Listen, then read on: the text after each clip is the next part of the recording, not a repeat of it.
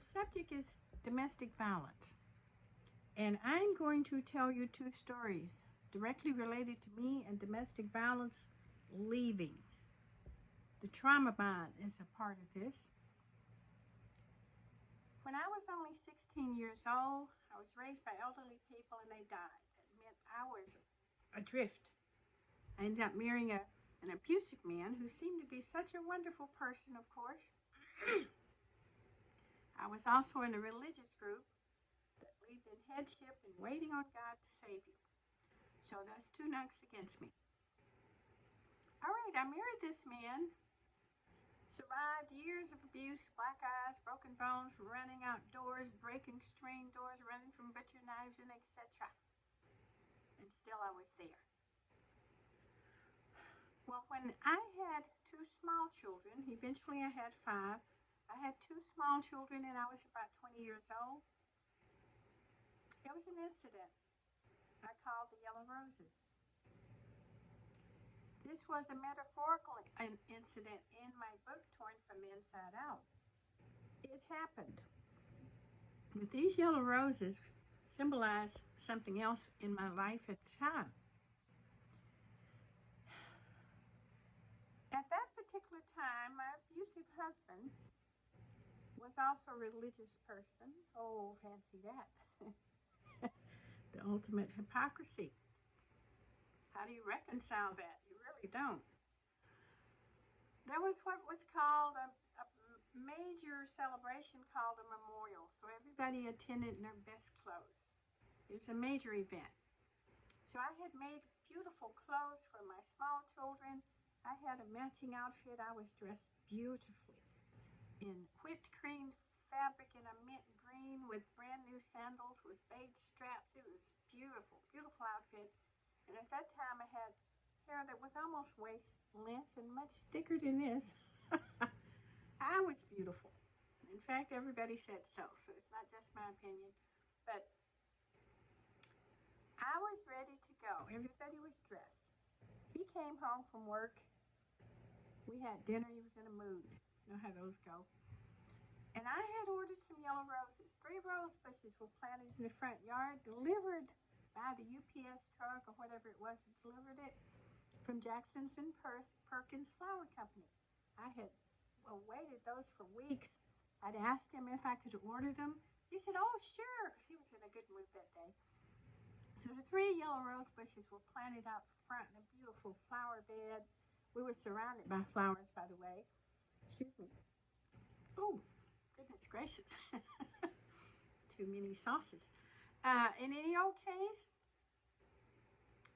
he came in a mood and he had just stopped to buy a big fifth of whiskey. Johnny Walker Red or something. I don't remember the brand. Anyway, one of those big bottles. They cost quite a bit. Back then, they cost as much as my 3 yellow roses. So he came in and said, what are those roses there for? I said, you told me I could order them. So he didn't say anything. Took a bath, came out, dressed up. Everybody's ready to go. We go out the door. I'm holding my small child on my hip.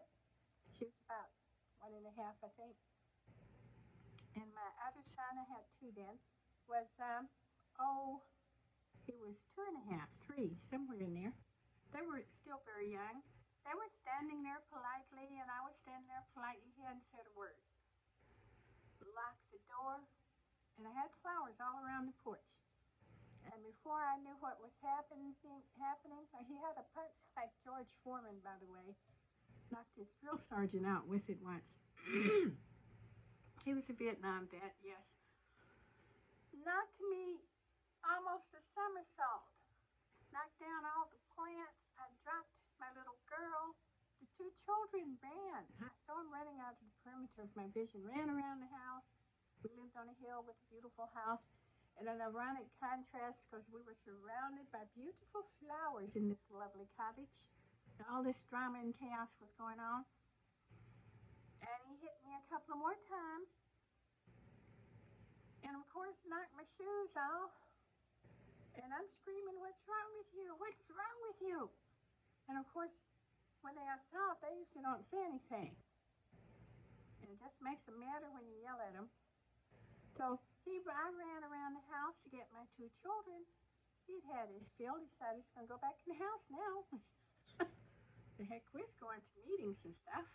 So I went around to the side of the house and got my children. I came back, and that was it. He was supposed to not be challenged, not be questioned. I was supposed to wait for his apology. Of course, it always comes, but it's not genuine.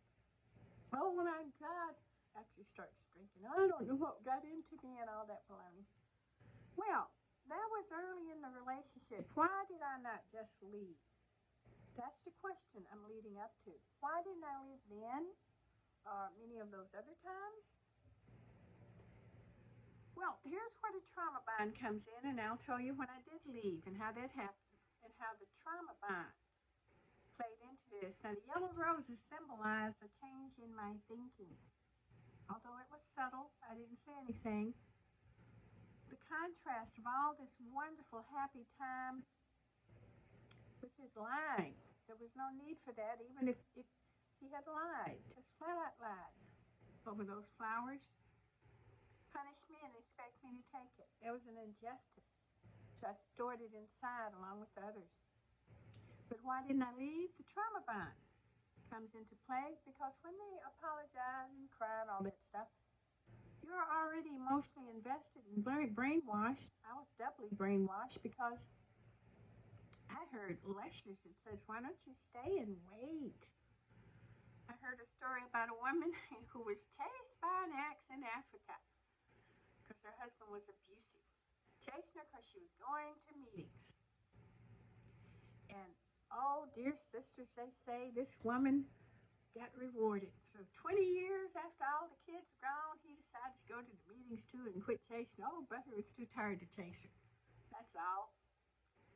In any old case, this was the model. Stay and wait and endure and you will be rewarded. My foot. That's not true, and that's wrong advice to be given anybody. But this was brainwashing on the religious side. The toxic patriarchy was brainwashing in itself. The fact that the wishing and the hoping for the wonderful person that you couldn't quite blend in with the horrible person, you have to have some type metric to be able to explain them. And since I couldn't explain him, he was war torn and war damaged, and he's got trauma. This was before PTSD was considered. 1980 was when post-traumatic stress was actually determined to be an actual thing. There was no such thing. It was just shell shock. Well, he's shell shocked and this, that, and the other. And when he gets over this and gets some counseling, he'll be better.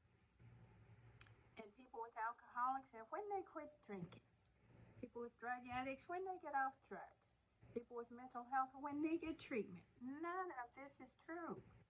Abusive behavior is a separate thing from all these other things. They impact each other like they impact anybody, but they're separate. So, since we're already at 8 minutes here, I'm going to have to tell the leading part in a short version in the next episode. Leaving comes next.